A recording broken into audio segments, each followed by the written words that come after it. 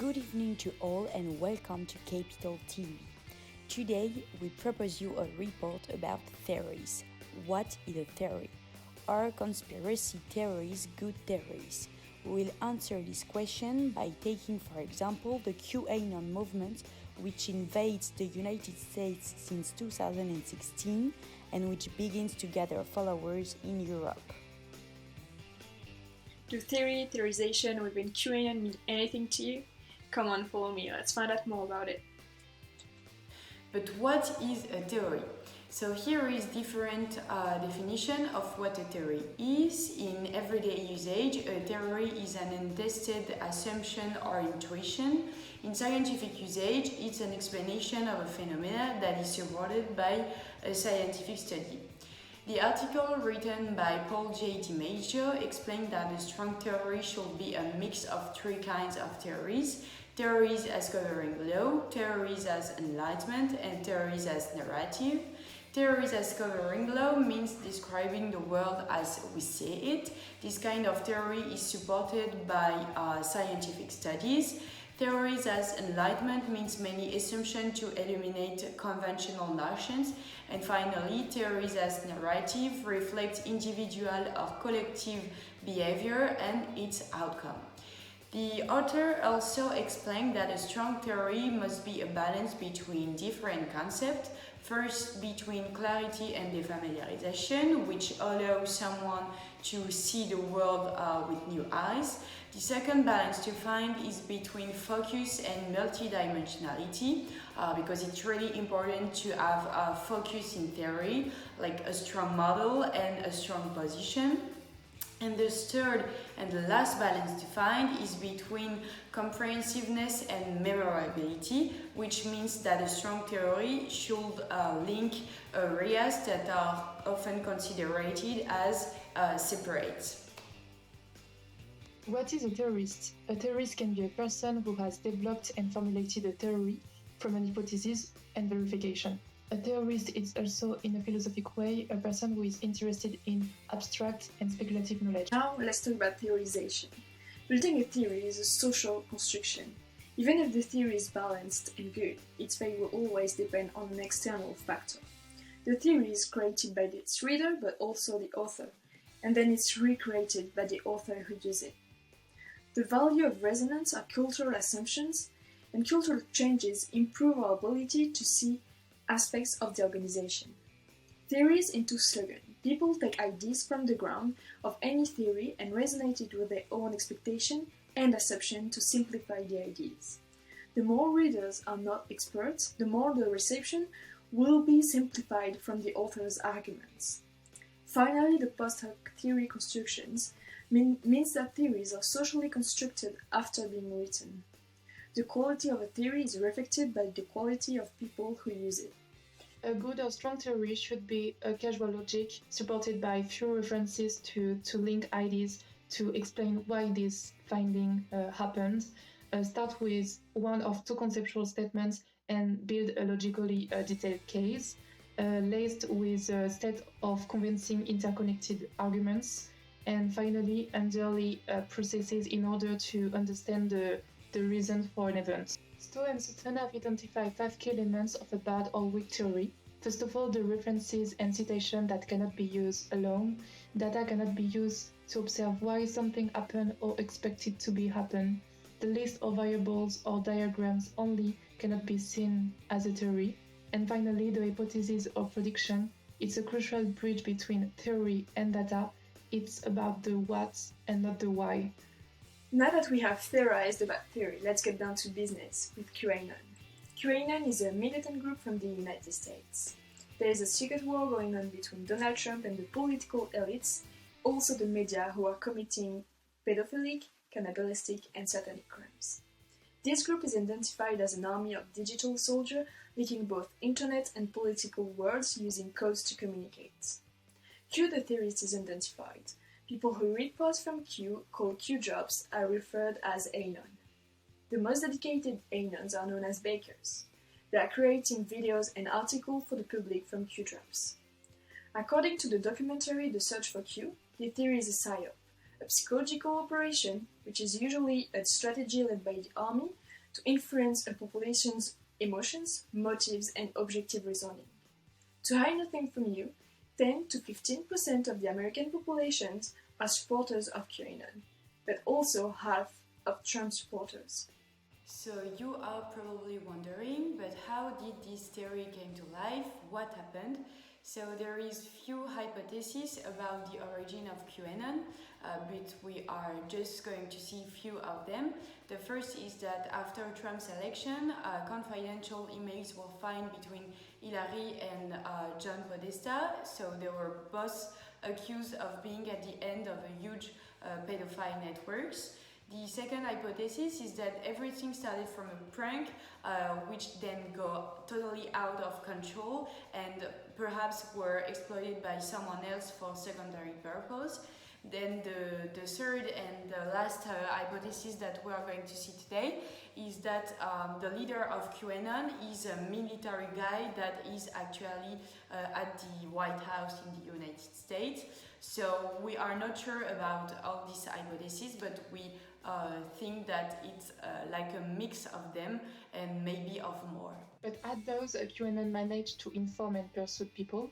To inform QAnon as a playful aspect, the messages in the sect are like messages exchanged by the special services to make people believe that they carry highly confidential information with coded messages, for example. It's like they know in advance the course of events.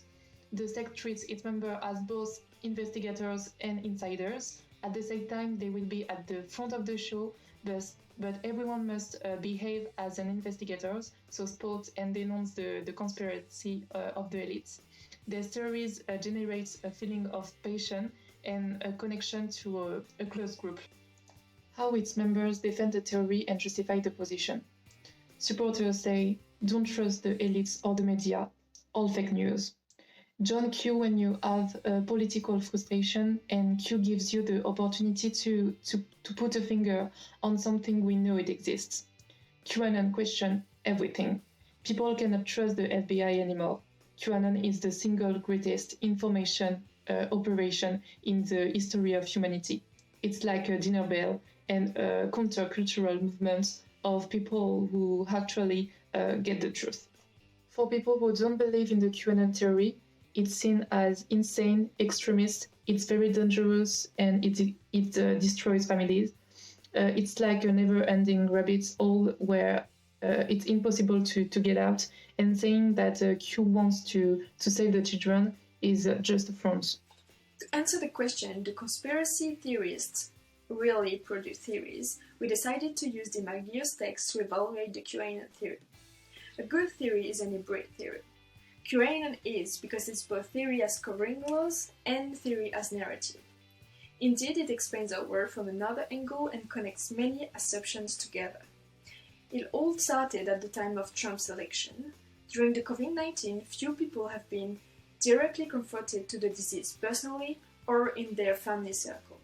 The QAnon theory becomes even stronger because some people did not understand the measures put in place by the government to contain the spread of the coronavirus, and they tried to find a rational explanation. A theory is a story of balance. First, a balance between defamiliarization and clarity to allow the reader to see the world with new eyes. QAnon explained the involvement of political system with pedophile networks and placed Donald Trump as a savior to allow the readers to see the world with new eyes.